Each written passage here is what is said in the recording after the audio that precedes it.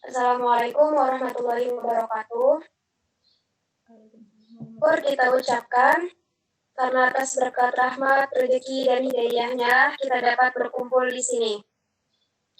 Salawat dan salam tak lupa kita aturkan kepada Nabi besar Muhammad SAW, kepada sahabat, keluarga, dan pengikut beliau hingga akhir zaman. Terima kasih kami ucapkan kepada Ibu Ririanti Rahmayani Jasmayen dan Bapak Heru Puji Winarso selaku dosen pengampu. Pertama, izinkan saya memperkenalkan diri. Nama saya Elia Ahmadi dan saya bertugas sebagai moderator pada hari ini.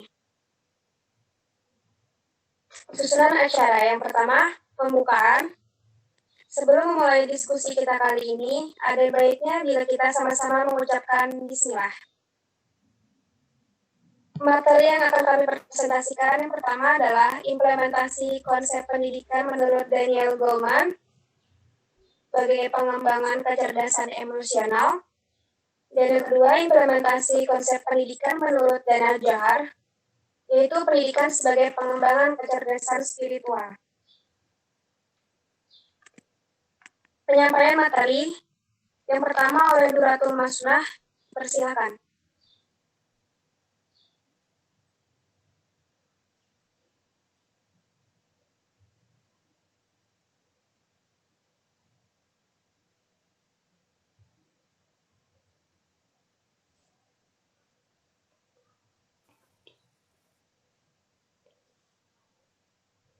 Kepada Duratul Masunah dipersilakan untuk menyampaikan materi. Saya ingin menjelaskan mengenai konsep pendidikan menurut Daniel Goleman sebagai pengembangan kecerdasan emosional, yaitu ilmu pendidikan. Menurut beberapa para ahli, yang pertama, Carl Ferguson, beliau menjelaskan ilmu merupakan keterangan yang konsisten dan komprehensif tentang fakta pengalaman dengan istilah yang sederhana. Pendapat yang kedua, Ralph Ross dan Ernest van den Haag, beliau menjelaskan ilmu hukum dan sistematik serta sentak. Pendapat yang ketiga, menurut Ashley Montag, beliau menjelaskan ilmu merupakan pengetahuan yang disusun dalam satu sistem yang berasal dari studi, pengamatan, dan percobaan untuk menentukan dasar prinsip tentang hal yang sedang dikaji. Next. Pengertian kecerdasan emosional.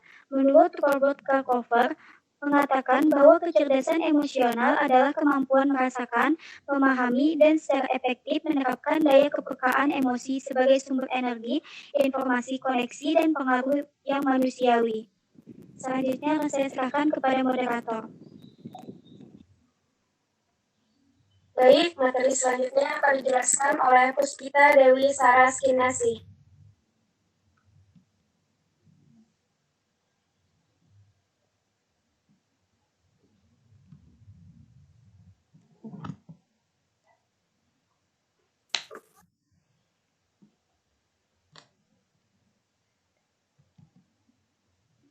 Dimensi-dimensi kecerdasan emosional. A. Kecakapan pribadi. Dimensi-dimensi kecerdasan emosional. Untuk mengetahui EQ yang dimiliki seseorang dapat dilihat dari sikap dan perilakunya. Sekilas dapat terlihat unsur-unsur EQ melalui penjelasan EQ di atas. Namun hal tersebut dibahas lebih mendalam oleh para pakar psikologi, di antaranya pendapat Goleman, juga Salovey dan Mayer, menjelaskan bahwa EQ mencakup 5 dasar, namun Goleman mengelompokkan menjadi 2 bagian, antara lain A. Kecakapan pribadi. Kecakapan ini menentukan bagaimana mengelola diri sendiri, adapun kecakapan ini mencakup 1. Kesadaran diri, mengetahui apa yang kita rasakan pada suatu saat dan menggunakannya untuk memenuhi pengambilan keputusan diri sendiri, memiliki tolak ukur yang realistis atas kemampuan diri dan kepercayaan diri yang kuat. 2. Pengaturan diri, menangani emosi kita sedemikian rupa sehingga berdampak positif kepada pelaksanaan tugas, peka terhadap kata hati, dan sanggup menunda kenikmatan sebelum tercapainya sesuatu sasaran, mampu segera pulih kembali dari tekanan emosi. 3. Motivasi. Menggunakan hasrat kita yang paling dalam untuk menggerakkan dan menuntun menuju sasaran, membantu kita mengambil inisiatif dan bertindak sangat efektif, serta untuk bertahan menghadapi kegagalan dan frustasi. B. Kecakapan sosial. Kecakapan ini menentukan bagaimana menangani suatu hubungan. Adapun kecakapan ini meliputi 2 dimensi. 1. Empati. Merasakan yang dirasakan orang lain, mampu memahami perspektif mereka, menumbuhkan hubungan saling percaya dan menyelaraskan diri dengan bermacam-macam orang. 2. Keterampilan sosial. Menangani emosi dengan baik ketika berhubungan dengan orang lain dan dengan cermat membaca situasi dan jaringan sosial, berinteraksi dengan lancar, menggunakan keterampilan-keterampilan ini untuk mempengaruhi dan memimpin bermusyawarah dan menyelesaikan perselisihan, serta untuk bekerja sama dan bekerja dalam tim. Next. Faktor-faktor yang mempengaruhi kecerdasan emosional. 1. Faktor keluarga. Adapun faktor-faktor yang mempengaruhi kecerdasan antara lain faktor keluarga. Barangkali perbedaan terpenting antara IQ dan EQ adalah IQ tidak begitu dipengaruhi oleh faktor keturunan sehingga membuka kesempatan bagi orang tua dan para pendidik untuk melanjutkan apa yang telah disediakan oleh alam agar anak mempunyai peluang lebih. Fungsi dasar keluarga adalah memberikan memiliki rasa aman, kasih sayang, dan mengembangkan hubungan yang baik di antara anggota keluarga. 2. Faktor lingkungan sekolah. Sekolah merupakan lembaga pendidikan formal yang secara sistematis melaksanakan program bimbingan, pengajaran, dan latihan dalam rangka membantu siswa agar mampu mengembangkan potensinya, baik menyangkut aspek moral, spiritual, intelektual, emosional, maupun sosial. Baik, saya kembalikan kepada moderator. Baik, materi selanjutnya akan dijelaskan oleh Nur Aulia Rahmawati. Pengertian kecerdasan spiritual. Kecerdasan spiritual adalah kemampuan untuk memberikan makna terhadap setiap perilaku dan kegiatan melalui langkah-langkah dan pemikiran yang bersifat fitrah menuju manusia yang seutuhnya dan memiliki pola pikir, tauhid, serta bersifat kepada Allah. Pengertian kecerdasan spiritual sudah banyak tokoh yang mendefinisikannya, di samping Dana Johar sendiri sebagai tokoh pertama yang mempopulerkannya. Konsep kecerdasan spiritual atau HQ mengatakan kecerdasan spiritual adalah fakultas dari dimensi non-material kita atau rohani manusia. Inilah insan yang belum terarah, yang kita semua memilikinya. Kita harus mengendalikannya apa adanya, sehingga mengkilap dengan tekad yang besar dan menggunakannya untuk kebahagiaan yang abadi.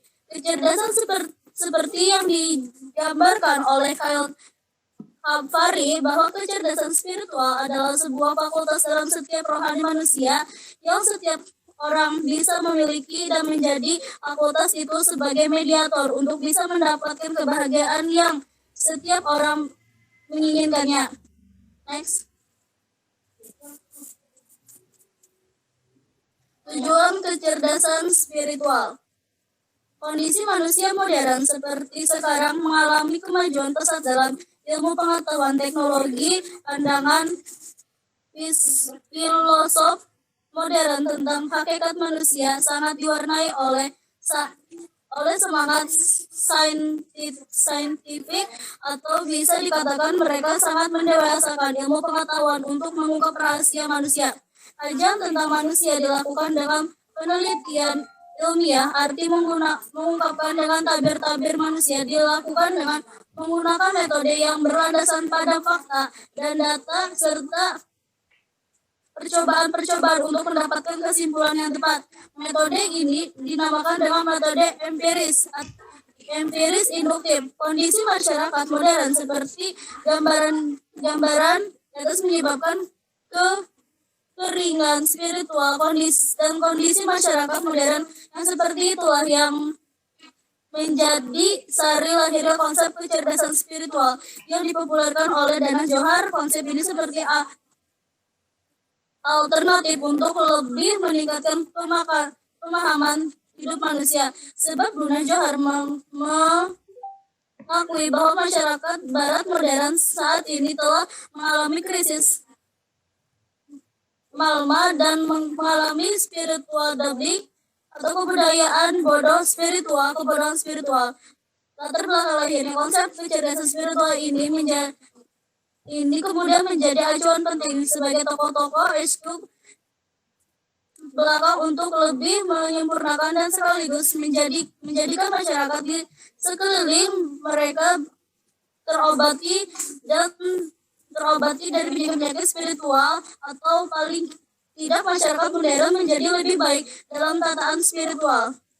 Tujuan mulia untuk menata masyarakat yang lebih baik melibatkan berbagai pihak, termasuk tokoh. Karena yang muncul adalah Ginanjar, seorang pengusaha. Beliau mengemas kecerdasan spiritual ini lebih religius. Konsepnya menentukan manusia untuk lebih ikhlas, ridho, menjadi iman dan Islam sebagai dasar pedoman kecerdasan spiritual. Next.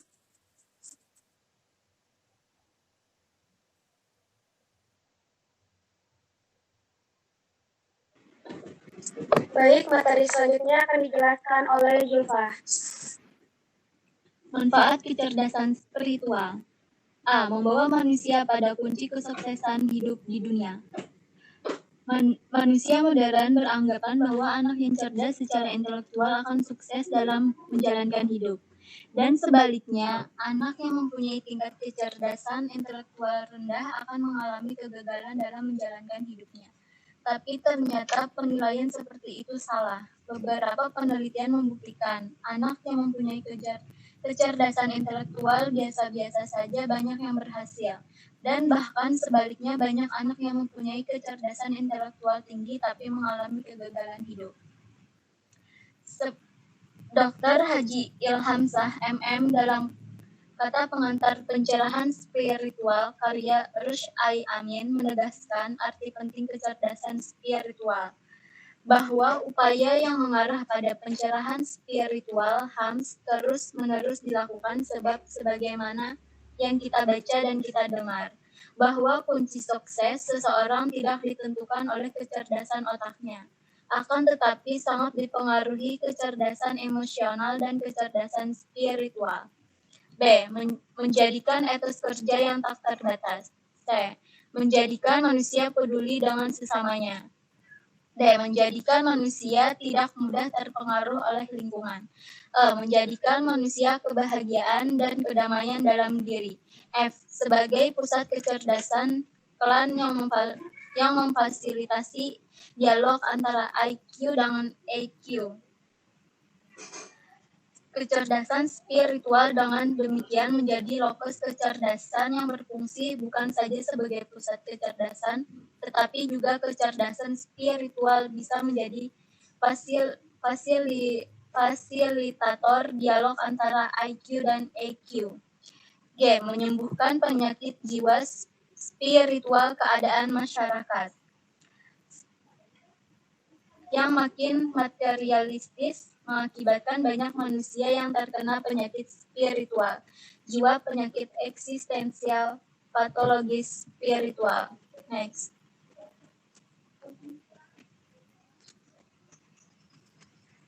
Kesimpulan. Ilmu pendidikan adalah ilmu yang mempelajari suasana dan proses pendidikan yang berusaha memecahkan masalah-masalah yang terjadi di dalamnya, sehingga mampu menawarkan pilihan-pilihan tindakan mendidik yang efektif. Adapun unsur-unsur ilmu pendidikan adalah peserta didik dan pendidik, interaksi edukatif antara peserta didik dengan pendidik, materi atau isi pendidikan, konteks yang mempengaruhi pendidikan. Dalam hal ini, ilmu pendidikan juga mempunyai fungsi tersendiri, yakni fungsi pendidikan dalam arti mikro ialah membantu secara sadar perkembangan jasmani dan rohani peserta didik. Sedangkan secara makro, fungsi pendidikan ialah pengembangan pribadi, warga negara, kebudayaan, dan pengembangan bangsa. Pada dasarnya, mendidik adalah tuntunan, bantuan, pertolongan kepada peserta didik. Dalam pengertian memberi tuntunan telah tersimpul suatu dasar pengakuan bahwa pihak yang diberi tuntutan memiliki daya atau potensi untuk berkembang.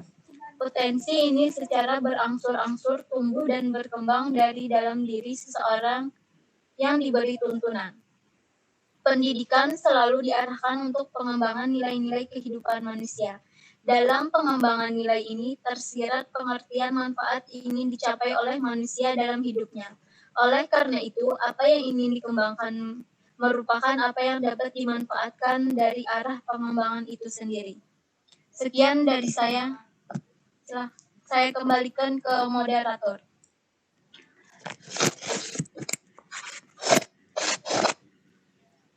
Baik, sekian presentasi kami mengenai konsep pendidikan menurut Daniel Goleman dan Dana Johar. Saya selaku moderator sekaligus mewakili teman-teman, saya mengucapkan terima kasih dan maaf yang sebesar-besarnya apabila ada kesalahan dalam penyampaian materi. Saya tutup, terima kasih. Wassalamualaikum warahmatullahi wabarakatuh.